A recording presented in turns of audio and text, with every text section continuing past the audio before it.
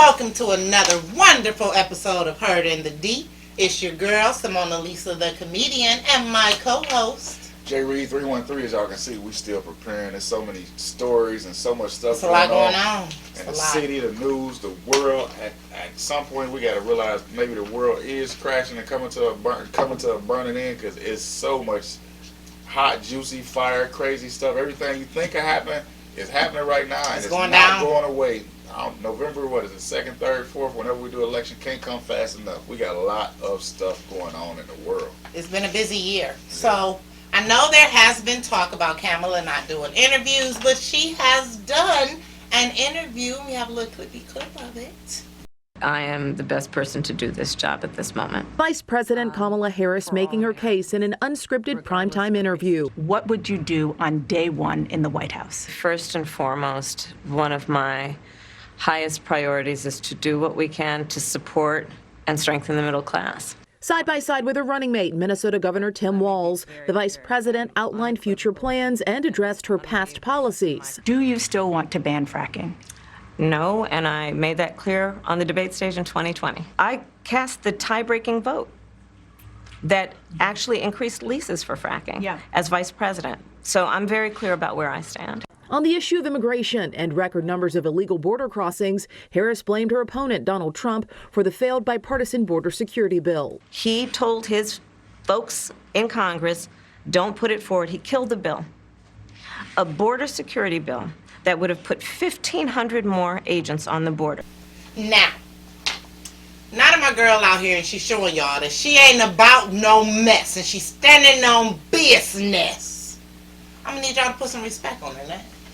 Right. At this point, Kamala's giving everybody everything they possibly wanted. Like this, to me, this race is turning into like maybe a blowout. Maybe it's I was wrong. Let me just tell y'all again. Say it every week. I was wrong. I didn't think she had a chance at first. I thought that everything was falling Trump's way. Nah, this is might be like I'm old, so I'm a reference. This might be Ronald Reagan, Walter Mondale. Well, this is like one of the biggest landslides in history. The only reason you can possibly vote for Trump is that you just don't like life or women, or you just hate everything about life. Not that we're biased on the voting here, because we don't want to sway you one way or another. We just saying what we saying when we said it. Right. We actually just paying attention to what's going on. Everything is... Your eyes open? Because ours are. Right. It's like everything is just clicking her way. She's making all the right moves. The pick she's making, She not out here dishonoring veterans? Is nothing sacred. That is sacred ground. On MSNBC, Mike Barnicle ripped Donald Trump for the smiling thumbs-up photo op at Arlington National Cemetery. And the idea that any candidate of any party would use intentionally or unintentionally, use that sacred ground as a prop for a political campaign is beyond condemnation. Present! Oh! This week, on the 3rd anniversary of an attack on withdrawing U.S. forces in Afghanistan that killed 13 American soldiers, Donald Trump laid a wreath at the Tomb of the Unknowns. Then, Trump went with family members of a soldier killed to her grave in Section 60 for a photo op. Section 60, if you're unfamiliar, is where all the veterans or all the military members that died in Afghanistan and Iraq are buried. It's the freshest graves in the nation's most hallowed cemetery. I just kind of don't know what to say. It's just so disgraceful. Right. Every time she makes a move, it's like, oh, that's the right move. It's like she unlocking every single box that we thought she didn't have in her tool chest or whatever. Everything that we wanted from her, she's showing us. And then some. And it's like, even the little She's stuff. wowing me. The little stuff that they try to come up with, like, oh, is she really black or whatever? Is she this? Is she that or whatever? And next thing you know, we're like, oh, okay, well, yeah, get that out of here. That joke didn't go over. That didn't fly. That didn't work out for you, Trump. What y'all got now? And then they come up with something else is just stupider than the last thing. And it's like she's just coming out roses. I rarely ever predict presidential races because I don't care that much or whatever.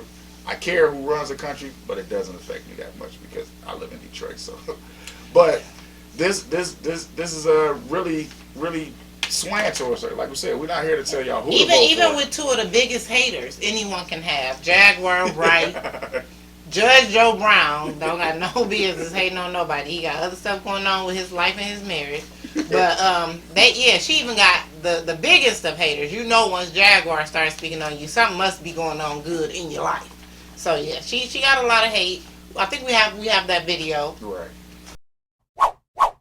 If we really gave about the future of Black America, we wouldn't be trying to put a woman that's not a Black American in the office as a Black American. I mean, I can't be mad at anything Judge Joe Brown is saying right now.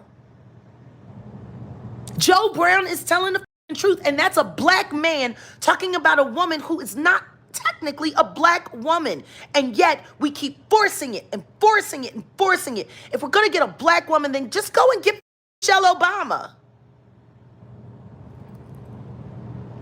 Everyone would confirm her. Everyone. What, am I wrong?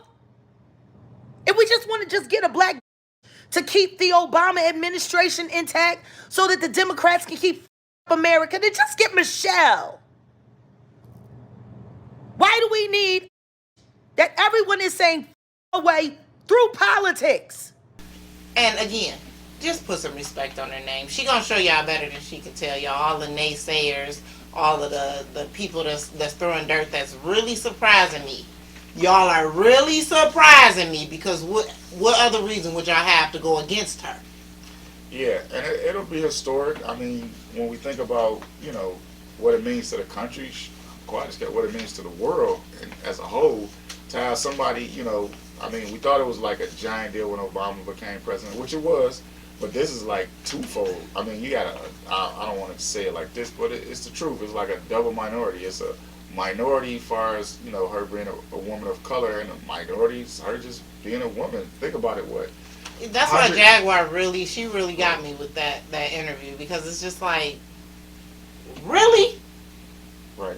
This country has progressed, because what, maybe 120, 150 years ago, somebody of color couldn't be president. A woman definitely couldn't be president. They didn't have the right to vote that long ago. So it's great to be part of this country. We got a lot of problems, and you know, we talk a lot of junk about what's bad about this country, but this is the greatest country in the world. It is. And I mean, when you speak against Kamala, you're low-key speaking for someone who dishonors our veterans in Arlington National Cemetery, and somebody that just got indicted yet again. Beginning with legal news. Former President Donald Trump is blasting a revised indictment against him as shocking and as a direct assault on democracy.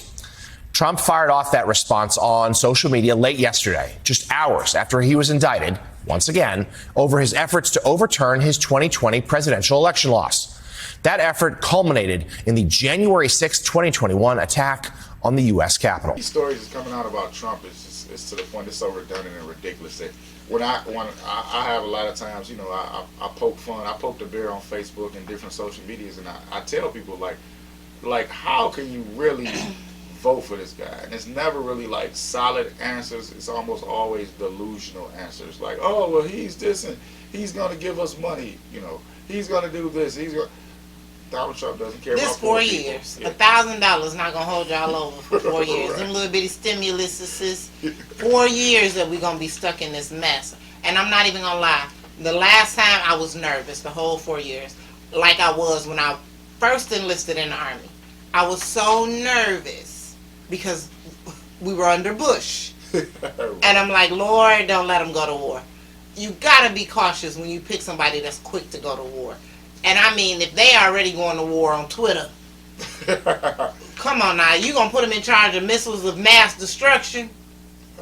Come on, I know y'all say women shouldn't be presidents because we don't know how to control our emotions, but this a woman.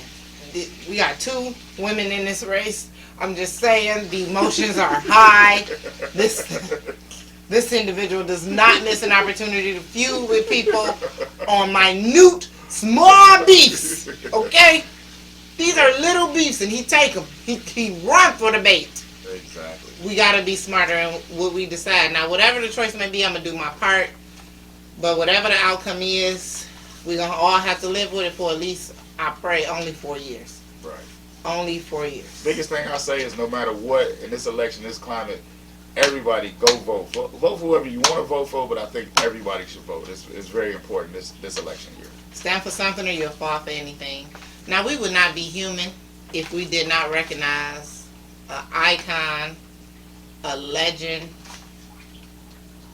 It's hard, y'all, because just seeing the video, which we do have a clip, I want to warn y'all, it's nothing graphic, but just knowing that this is the moment that Fat Man Scoop took his last breath. We got a Harlem icon here, and he gone. Now at 11, a beloved rapper dead after collapsing on stage in Hamden. Now we're hearing from the DJ who was performing right next to him. Thanks for staying up with us. I'm Kyle Jones. Family, friends, and fans are remembering Fat Man Scoop tonight. The rapper, whose real name is Isaac Freeman III, died after suffering a medical emergency during a concert in Hamden last night. NBC Connecticut's Jeremy Chen spoke with a DJ on his memories of the late rapper. It's a sudden loss for the Freeman family and fans of Fat Man Scoop. Many were praying for him after he collapsed last night. And I'm happy that I'm here with him tonight. He was one of a kind. There's nobody like him. Nobody does it like him. DJ Bink B will always remember the way rapper Fat Man Scoop could work the crowd during a concert. Very energetic. His performances are always bright. They're the type of performance that any age group, he can perform for any age group. That's a good plus for him. Fat Man Scoop was performing with DJ Bink B at the Hamden Town Center Park as part of the 2024 Hamden Free Summer Concert Series Friday night. The crowd enjoying their performance. We was having actually a great show. I actually had to DJ his show for him while he just run around, jump around on stage. He says when Fat Man Scoop went up to the DJ booth, a medical emergency happened. He was getting ready to tell me the next song to play, and then he just collapsed. DJ Bink B says there was initial confusion, but Fat Man Scoop appeared to still be responsive on the floor. When he looked at me, he was like, "Bink, keep the music going, keep the music going." That's how much he loved entertaining people. Definitely. Fat Man Scoop, a lot of people might not recognize necessarily the name, but you know the voice. You've heard the voice on one here, and you know who it is. Right, on millions of songs. You've heard him, one of the biggest hype men that turned into somebody who could actually put his own songs out. He's an icon, and we're losing him left and right. And he went out in a way that, most performers would probably say. I think most performers love to perform. Like, it's in their soul and their blood. And a lot of times, he was a younger guy. He was only, I think, maybe 53, 52 years old. So we have to watch out for our health and make sure that I'm glad you consider that younger. Right, yeah, that's younger. Make sure that we pay attention to what's going on with our bodies and our lives.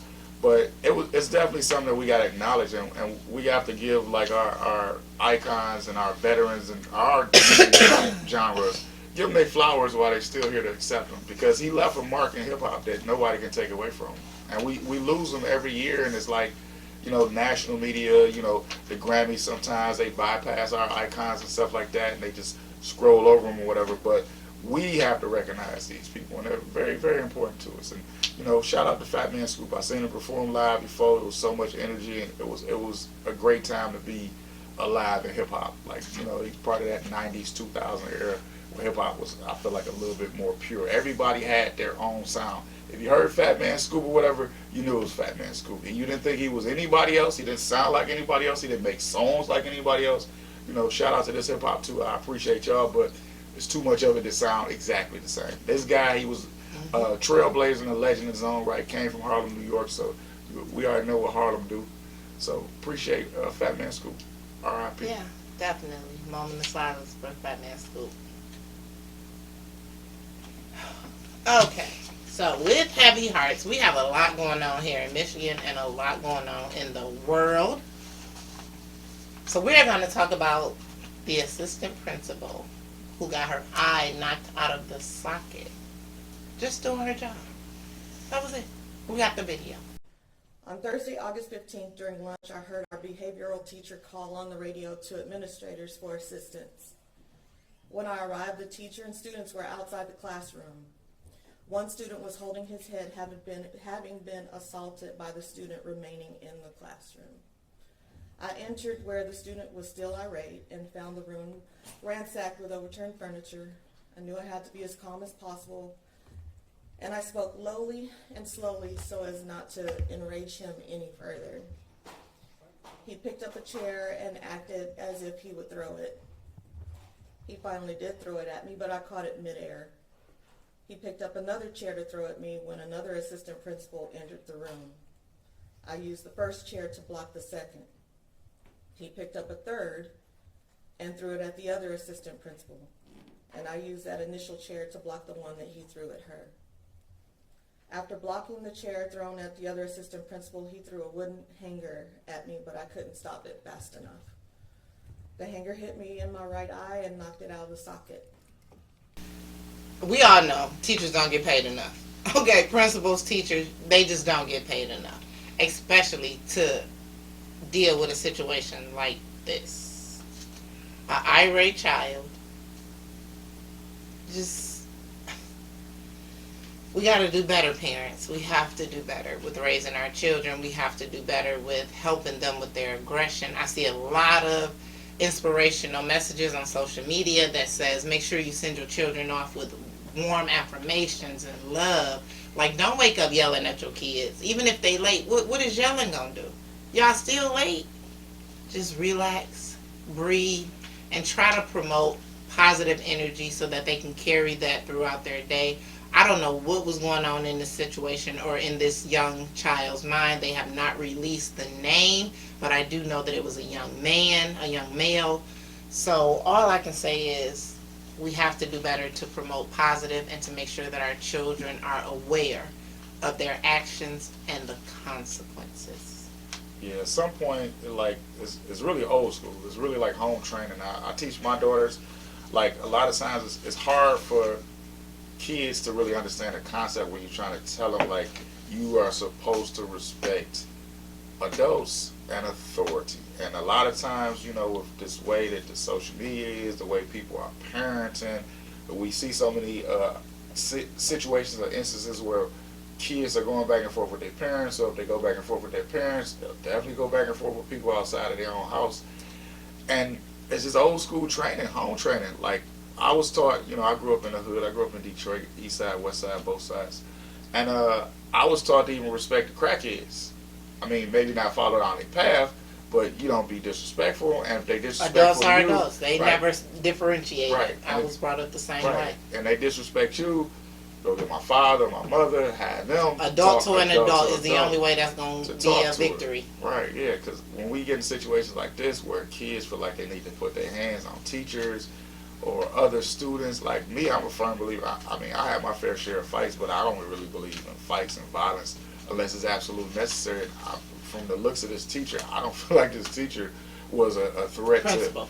to. Yeah, this principal. I don't think this principal was a threat to the young person's safety.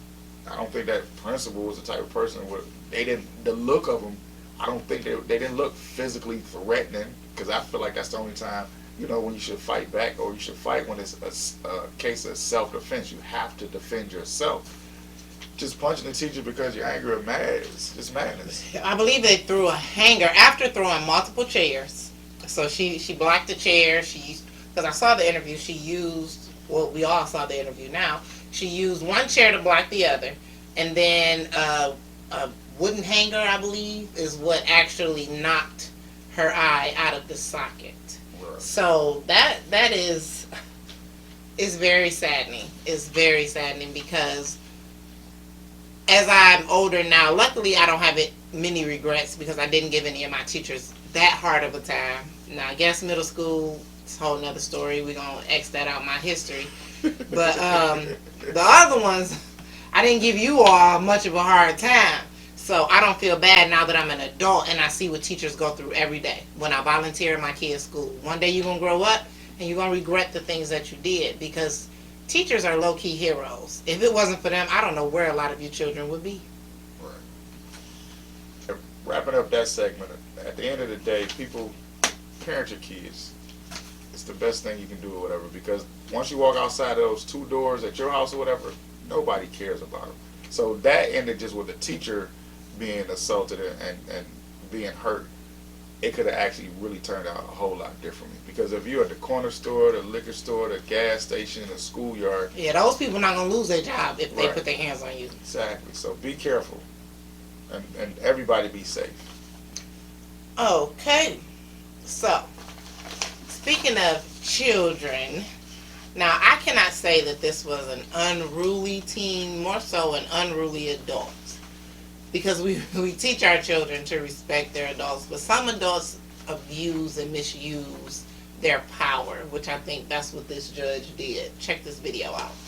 To give it a little context, Judge King saying that he was trying to send a message, a very strong message, to a 16-year-old girl and about a dozen kids that were with her on this field trip. His point in all of this was deter these kids from ever showing up in his courtroom for real, charged with the crime. You fall asleep in my courtroom one more time, I'm putting you in the back, understood? You don't care? As soon as we bring the prisoner out, she can step back there. A field trip to 36 District Court downtown Detroit this week turned into a scared straight simulation. A judge ordering a 16-year-old girl into jail clothes and handcuffs. You're not fazed by this at all, are you? Now the teen was sleeping in the courtroom. Can't deny that. But it may have been a reason. The child may have been going through something going on at the home where they weren't getting sleep. But I don't think a jumpsuit and a mug shot is what that baby needed. Definitely. A lot of times, people, when they get themselves in positions of power, they abuse it. As a judge, I feel like it was a school trip, so I feel like the idea of the trip was to teach them about, the justice system and how everything works, how a courtroom works. And it was just a blatant case of somebody with too much power just taking their power out of somebody who's powerless in that situation. When you think about, obviously the young lady, she was African American, if I'm correct, and the judge was African American. When you sit there and see somebody that maybe you might want to aspire to be like one day, just to come down on you so hard. Yeah, kid falls asleep. Kids have problems. Kids are kids.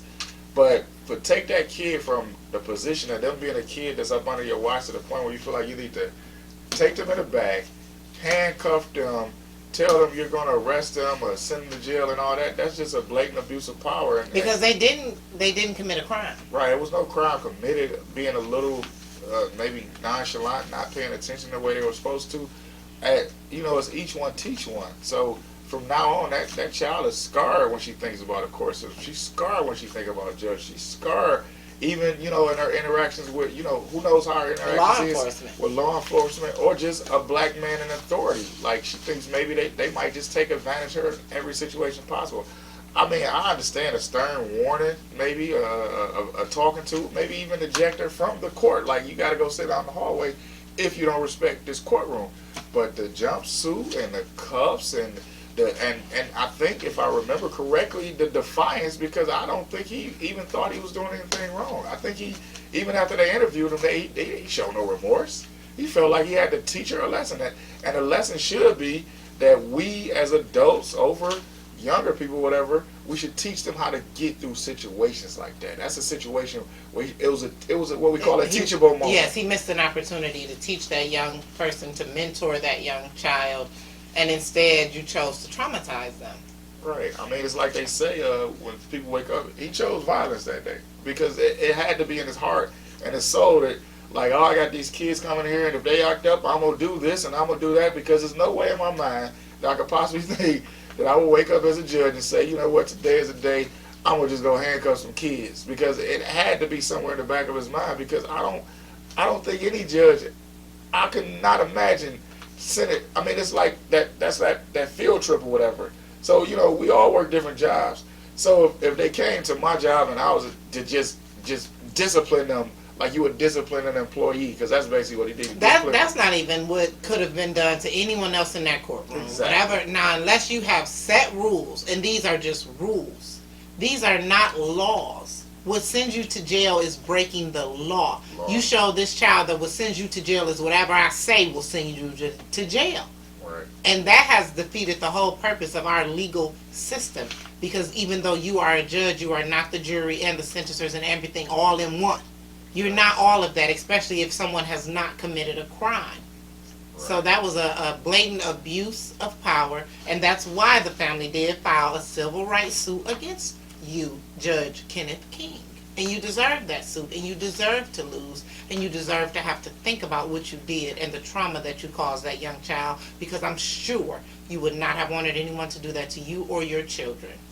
And then another thing that I don't even think the judge even thought about, opens up a bigger can of worms. Because it's like if you conducted yourself like this, what other on a cases? Field trip, how many times have people just came into your courtroom or whatever, and you've been heavy-handed with the law? We'll say that at the very least, heavy-handed with the law with somebody who might have had maybe a minor offense, and you went to the extreme because it's an extreme case right here. Like, very.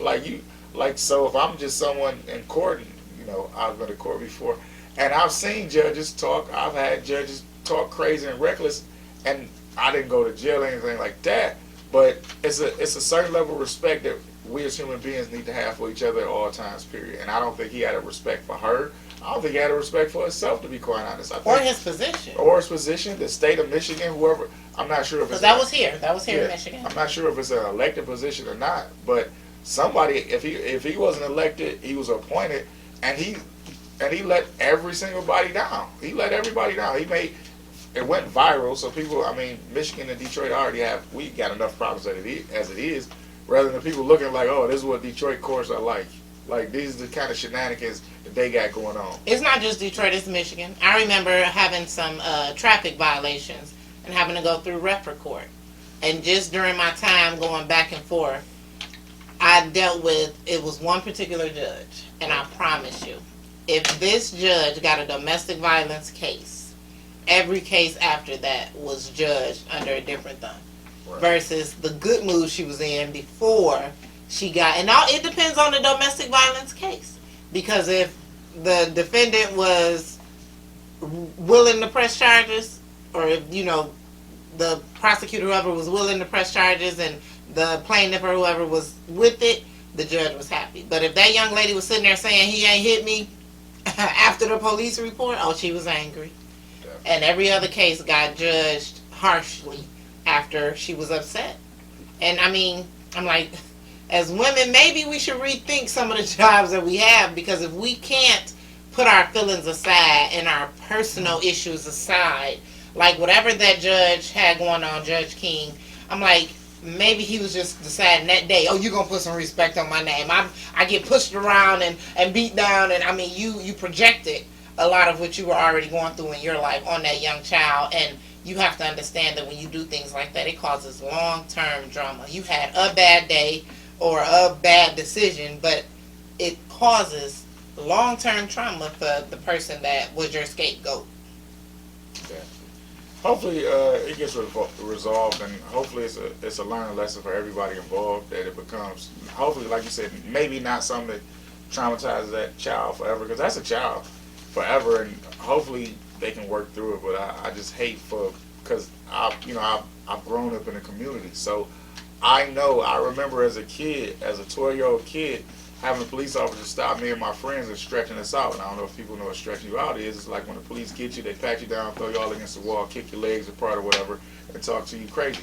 From that point on or whatever, I never really liked cops, and to this day I have a fear for cops, which is, is obviously necessary being a black man in America, because we've seen so many things that happen. Every time I see those disco lights behind me, my heart skips a beat. And I'm perfectly legal. I don't have any problems. I don't have any situations now.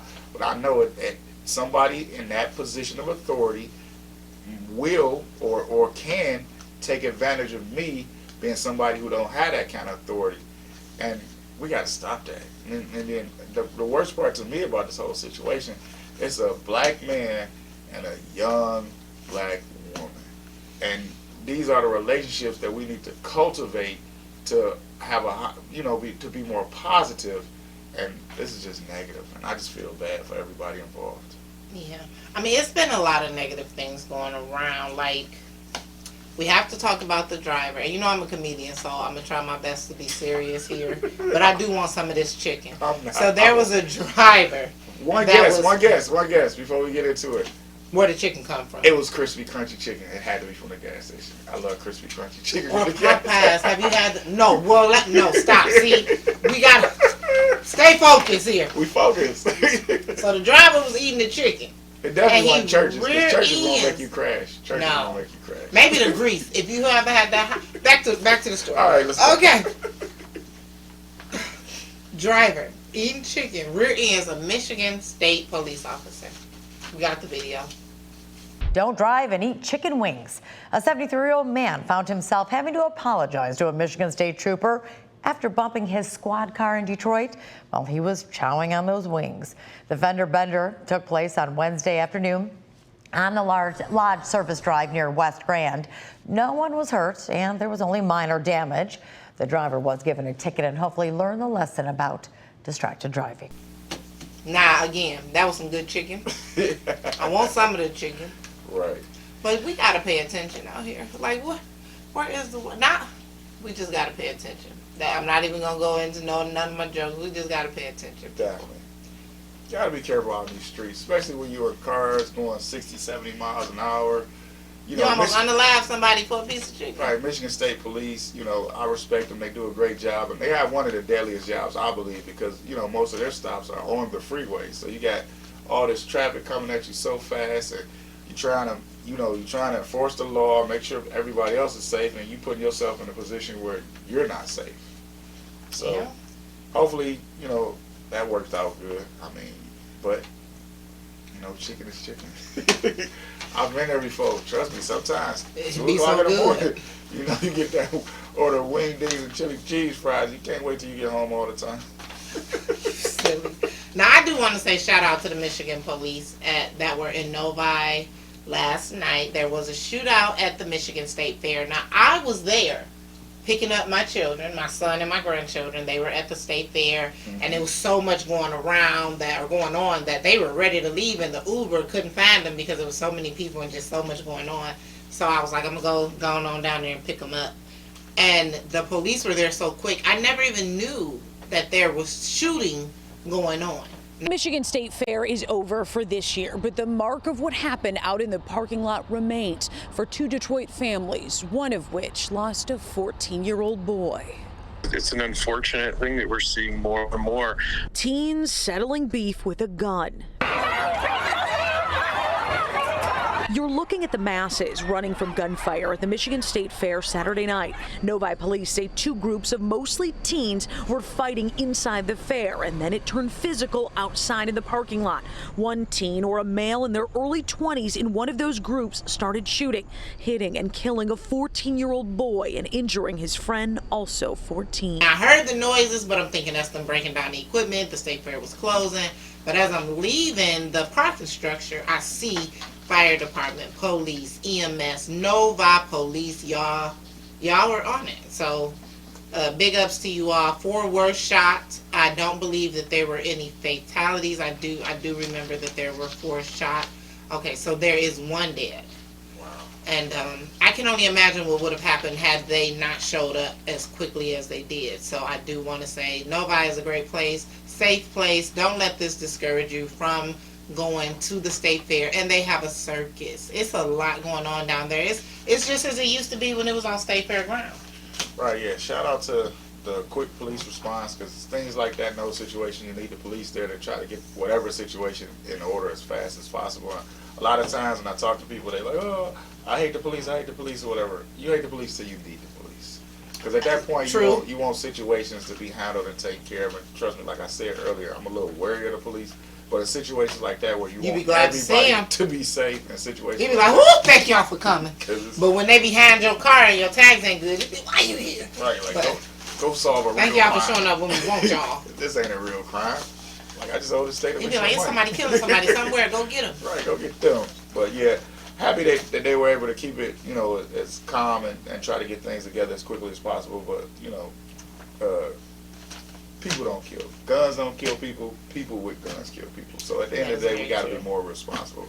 With guns, I don't know what happened. I don't know the situation. But I will tell you this. Nobody needed to die. And nobody needed to be shot. Because whatever happened probably wasn't that serious. Come on, Michigan. We have to do better. I would love to have just a year of no death at one of our major events. Y'all know what those are. We have quite a few because Detroit, we still try to put on for our city. So the tree lighting coming up, let's promote the peace. Yes. Noel night, peace. Right. We got the biggest. I'm gonna call it Angels Night because I don't like the other name. Yeah. That's coming up. We have Halloween and everything. Come on, y'all. Let's keep it peaceful. I'm tired of seeing us on the news and on the map for negativity. We are the United States of America. I don't care about nobody else. Right. Detroit, we are the United States of America.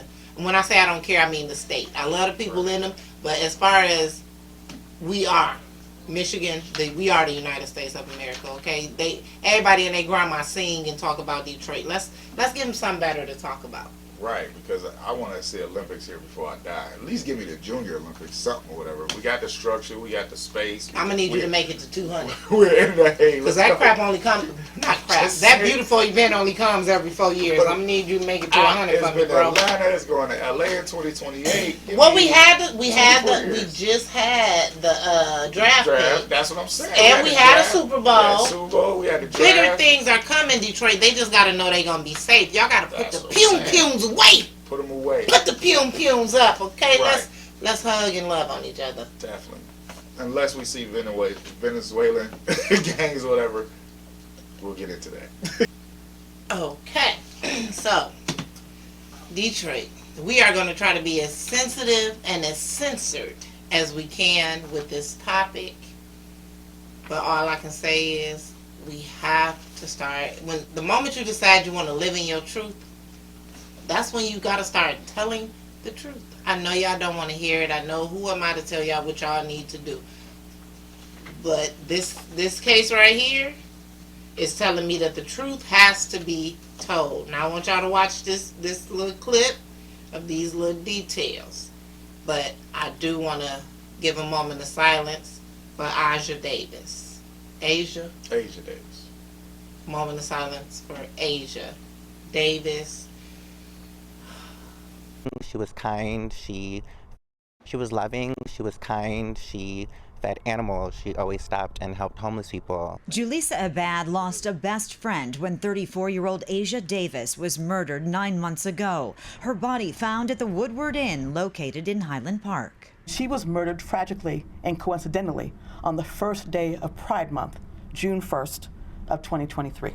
But now, 9 months later, an arrest and arraignment. 18-year-old Carlos Lamar Scotland of Highland Park, accused of killing Asia Davis in that motel room last year when Scotland was just 17 and a half years old. All I can say is it's time to tell the truth. You cannot deceive people. Even though I do believe there's more to this story, I don't believe that Carlos just didn't know or maybe something more happened behind the scenes that we don't know about, because there has been stories of men getting taken advantage of and not wanting to speak up because of embarrassment. So whatever the case may be, it led to Mrs. Davis being unalived. And from what we see, she was a very nice person, a very sweet person. The only mistake was meeting up with Carlos at the Woodward Inn, and one thing led to another, and now it's a very tragic ending. So I wish that we can do something to prevent this from happening in the future, because it's been happening so much in the past. It's like, what can be done? How can we stop this? Yeah, we living in a whole new world, a whole new generation of people who coming out, like you said, living their truth, who they believe they are in this life. But at the end of the day, like you said, you have to let people know what's going on. Who knows exactly what happened in this situation, how it all occurred. All we know is that they had an encounter. He came back, unalived her. It was a terrible situation. The thing with people and their truth, I feel like your truth has to be everybody's truth. So you have to let everybody know what's going on. It's a crazy world that we live in. I'm not judging. It's not for me to judge what everybody got a kink. Everybody got something that they like. Everybody has something that maybe they don't want other people in their regular life to know. But once you decide to get intimate with people, it's certain things like, it's just not this. It's some people, I've seen stories where people might have like fatal STDs or whatever.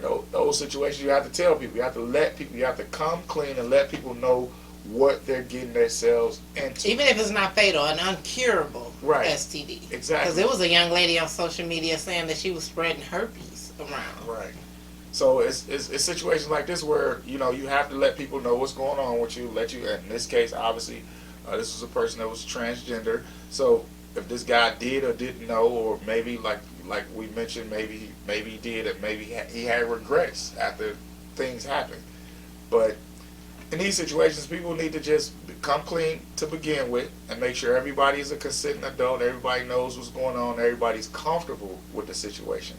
And we can't just have people just murdering or killing or harming each other for situations that started off as, let's just be honest, mutual fun.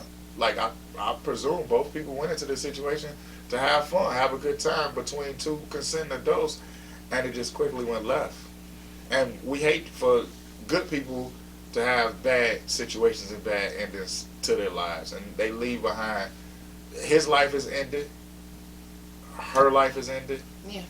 It's not just them; it's their families are affected, the community. Everybody hurts in these type of situations, and I just hope that people can just make sure that these situations don't become this if they don't have to. Yeah.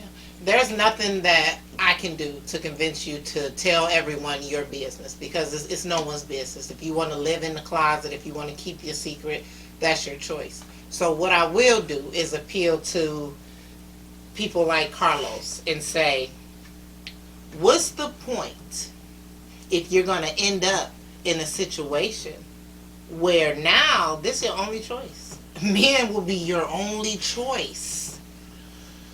Yeah. You just took a life to trade it for this your lifestyle now. Do you think you're going to be the same in 25 to life when you get out? I promise you won't. No one who goes into the system for that many years, and you're going to get some years because this was a hate crime. Definitely. Max sentences is high. Life. Right. You're going to be in there. Carlina. Carlina. Yeah. Kari. Because in those situations, there's no protection from you when you're in jail, and you got guys in there that's doing life, guys been there forever, guys that's physically stronger, bigger than you, you know, they got their own gangs. And guys that are in there, out of the closet, and now that's a whole community. Right. You just went against an entire community that people out here, Jay-Z won't even go against this community, and you just went against this community, and now you're about to go to the village. Yeah. You're about to go inside of the home, the nest of the community. Not to say that but it's a lot there. It's a lot of them there. Right. So now you in the lion's den, and you done messed with a cub. Right. The lion is gonna kick your, hey, Carlisa. Carlos. Right. We'll see you in 25 to life, and definitely. It's one of those situations where the predator becomes the prey. I mean, you get in those situations, these guys, they not acting. And I want everybody else to think about that. I want you to think about that before you make this jump, because it's things that you can do to check. It's things that you can do to check. You better rub, you better feel, you better hug. But what you better not do is unalive, because all you're doing now is going from the, what is it, the gasoline into the fire? Right into the fire. With gasoline, with drawers on, whatever, it's gonna be terrible. Like that prison system, the way it's set up, it's not set up for guys who commit these kind of crimes or these kind of situations. And like you said, there's a lot of guys as members of that community. A lot of guys that don't have remorse. A lot of guys is in there like just fresh meat. I mean, you're a kid. I think at the time, maybe 18 or 19 years old. You could have let that one experience go. Right. You could have. Now you're about to have a lot of experiences. Yeah, a lot of experiences that you don't want. We're gonna do a follow up next year to see what's going on with you, Carlos. Don't drop the soap. Get ugly. Even if you don't drop the soap, it's gonna still get ugly. Maybe Carlos. I hope you enjoyed that time, because there may be more to come. Definitely will be more to come. Just think. Just think. Think about things before you do it. Think about long term. Right. Don't think about what happened right now. Don't think about the embarrassment right now, because everybody can get through that. There's women falling in love with bisexual men every day. is women that's willing to forgive your past. If you think you're the only one that's been made a bad decision, don't make two. Yeah. Don't double up. Don't circle back on the bad decisions because you left. You could have moved to another state if you were that embarrassed. You could have moved anywhere. You could have did anything other than what you did.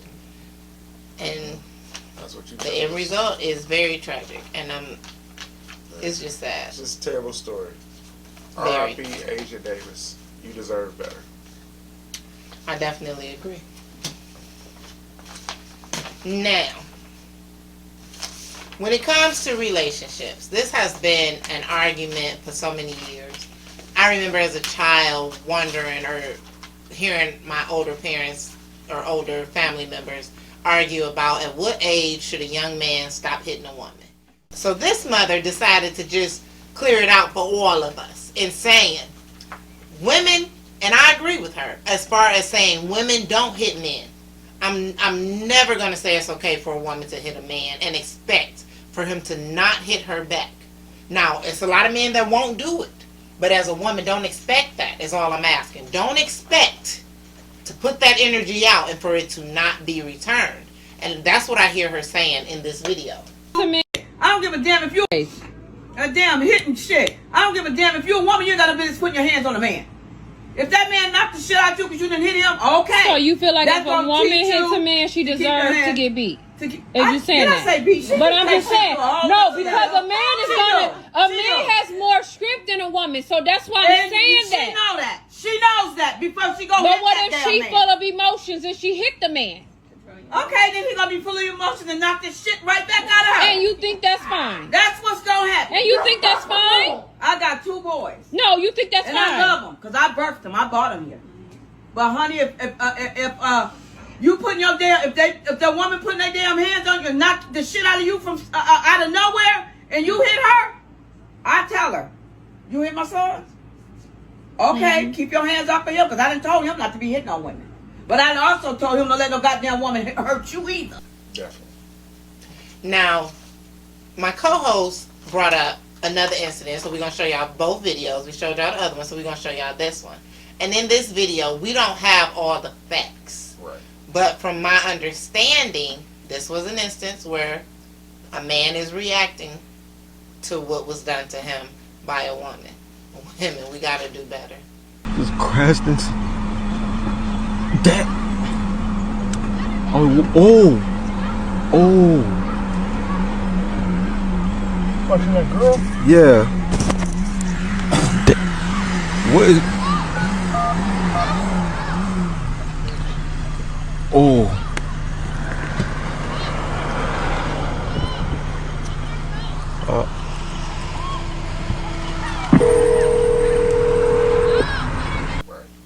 Now you said in this one she hit his car. Right. So this video is it was filmed. Somebody, a perfectly innocent bystander, saw it and they started filming it.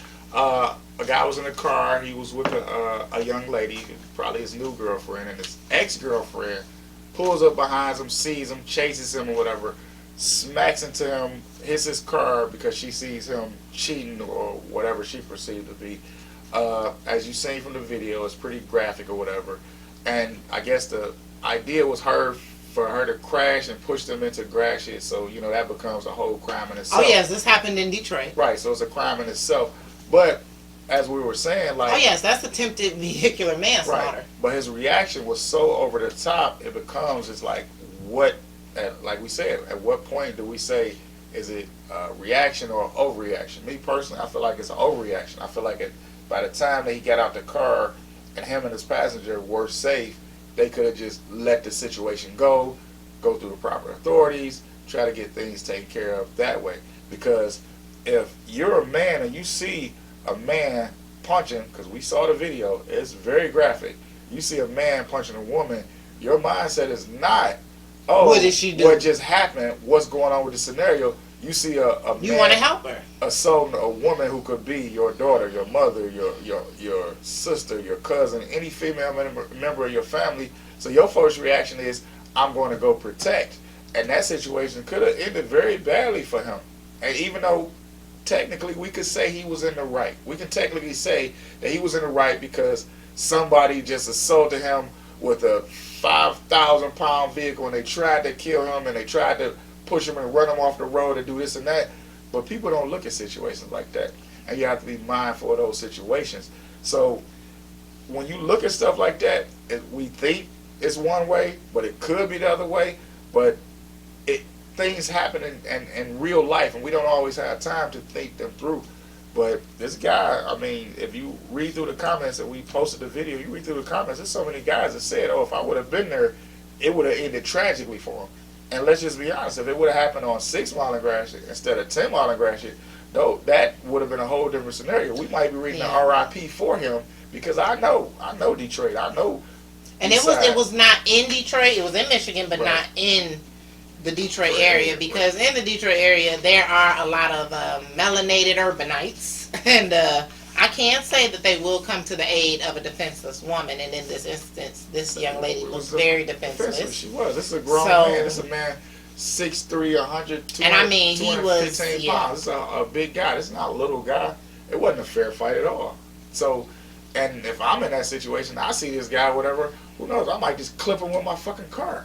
If I'm right or wrong, I don't think her family would see it as she deserved any of that. So she did deserve it, and he deserved every bad thing that comes to him for the rest of his life. Yeah, I agree that was wrong, but even still, maybe something needs to be done as far as the law. I was just thinking back to the case with Mrs. Davis, the transgender. Right. Maybe a law needs to be passed where we need to, it's illegal to deceive someone in that manner. It should be illegal.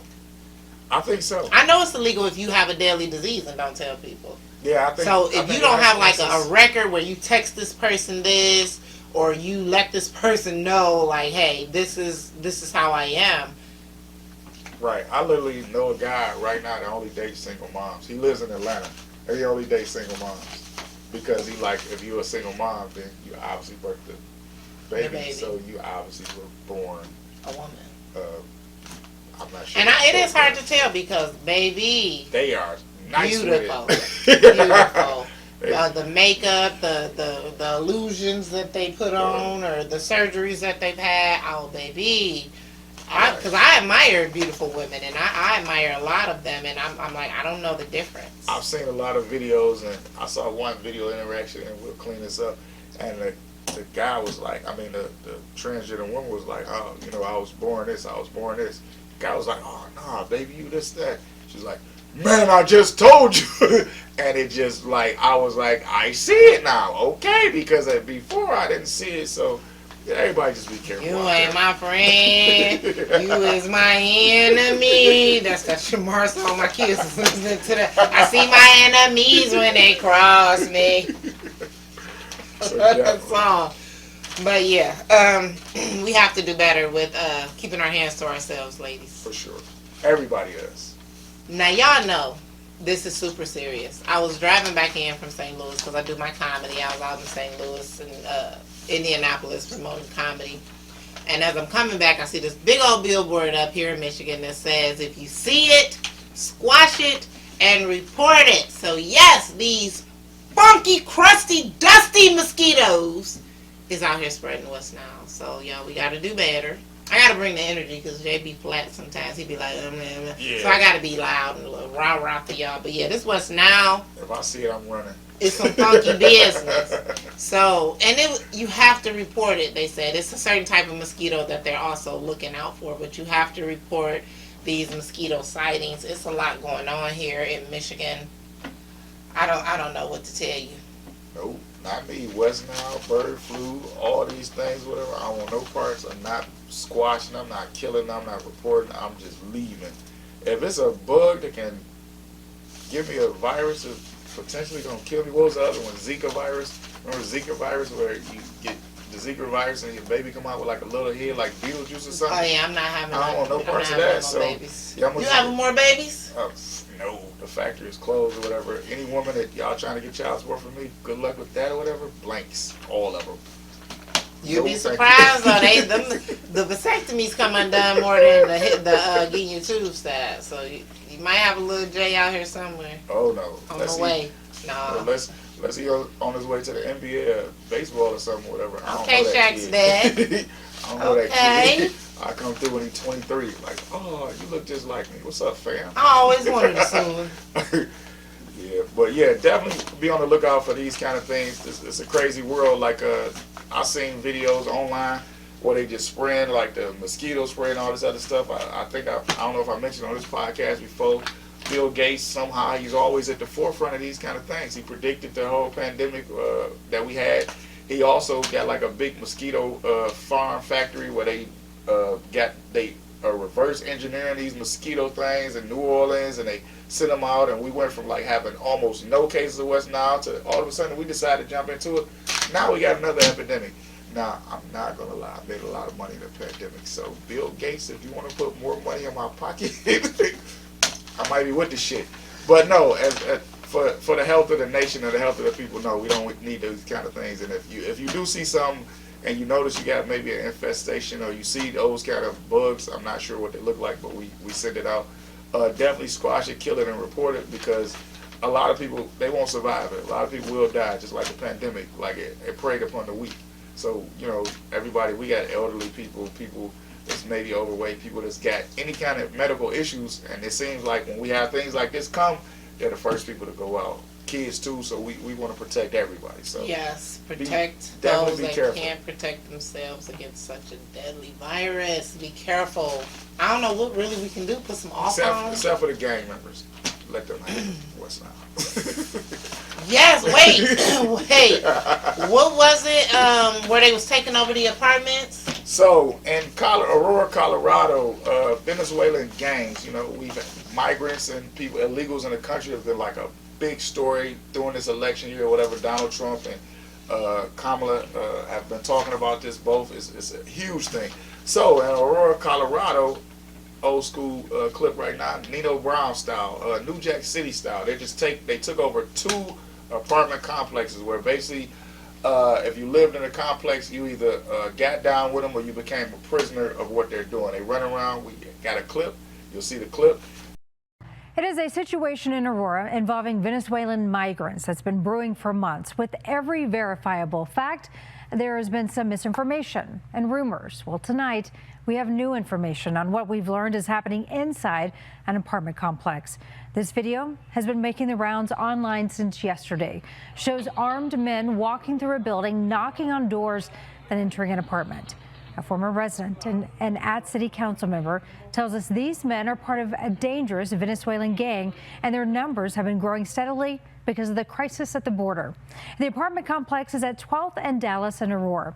That's east of the border with Denver, and just a mile or so from the popular Stanley Marketplace.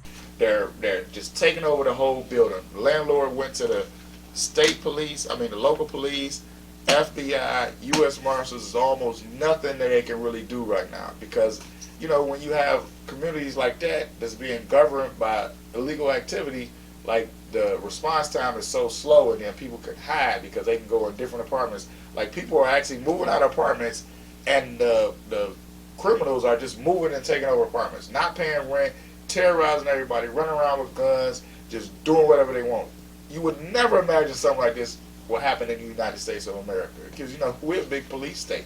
You know, we got our police officers now, you know, they literally, you know, are you know, they got SWAT, they got like real guns, they really are big guns. But to the rescue of all people that we would never guess. Don't tell me it's the National Guard.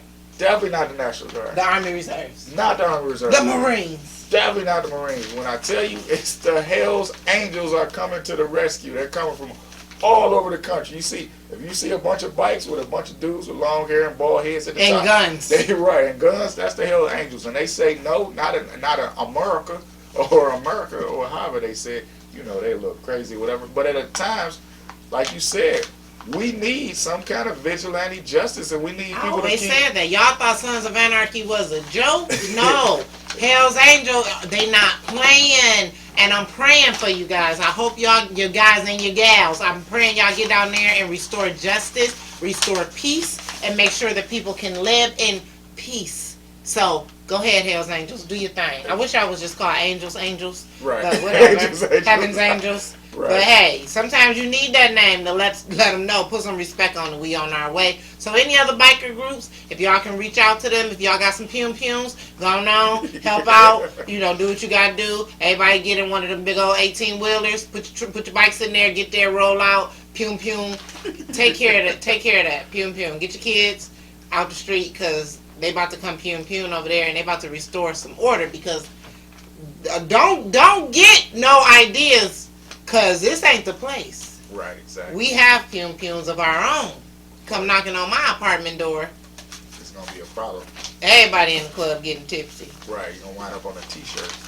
So yeah, definitely shout out to them. That's a definite. Right. Shout out to them for trying to restore order. Like, you know, certain times or whatever, maybe, you know, I'm old school. I grew up with the A-team, so maybe you need vigilante justice here and there in certain situations. I feel like this is one of those situations where I'm all for it or whatever. I'm like, I might go buy me a Hell's Angel t-shirt or something because how can we support y'all? I respect what they're doing in this situation because it's what needs to be done. I want to be a part of the team. Sometimes the community, I tell everybody, sometimes the community needs to police the community. Yeah, that's what's up. Now, you know we love talking about Detroit, and Michigan. Now, the Statler, am I saying that right? The Statler? Statler, yeah. It is an upscale French-American cuisine located, now y'all know, 313 Park Avenue, Detroit. I'm telling y'all, I'm expecting to see, I'm no Keith Lee, but I'm expecting y'all to show up and show out and support this because 313? Yeah. Park Ave in Detroit. I'm going there tomorrow. No, tomorrow's a holiday. I'm going to go Tuesday because I got ribs and stuff today. So I'm going to go Tuesday. And I'm going to tell y'all more about this here spot right here. Follow me on all social media platforms and YouTube. I'm going to upload it because I got to go French cuisine right here at the 313 Park Avenue. So I'm on my way.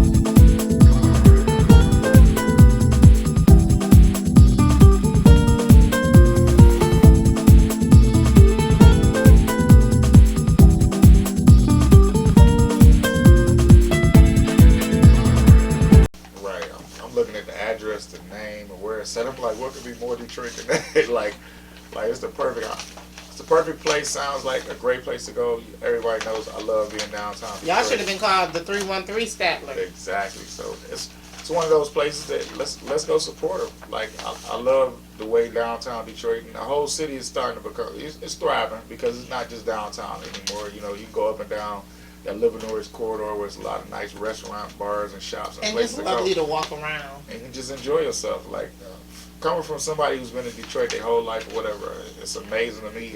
And I love to show the city off for people from out of town. Like I had some people here from Wisconsin. They came for the Dream Cruise a couple of weeks ago, and they just wanted to see everything.